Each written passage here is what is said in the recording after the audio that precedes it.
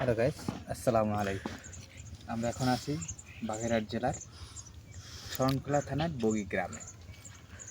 এখানে আমাদের পাশেই সুন্দরবন রয়েছে। আমাদের এক সাইডে ধলেশ্বর নদী, অপর সাইডে সুন্দরবন। সুন্দরবনের ওখান থেকে সাইডে আছে সাগর। আমরা এখন আছি বগির গ্রামের বেড়িবাঁধ, যেটাকে বলে বেড়িবাঁধে। আমাদের এখানের দৃশ্য অনেক সুন্দর। আমাদের এখানে গাছপালা, সাইডে নদী।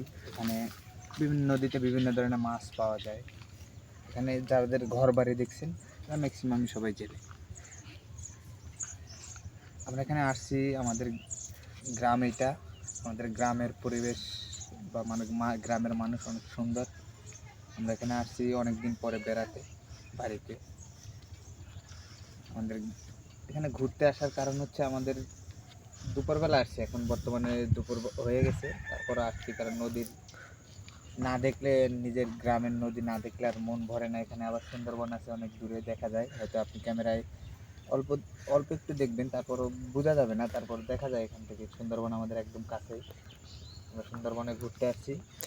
আপনাদের নেক্সট পর্বে সুন্দরবন দেখাবো ইনশাআল্লাহ। আজ পর্ব এখানেই শেষ করছি। আল্লাহ হাফেজ।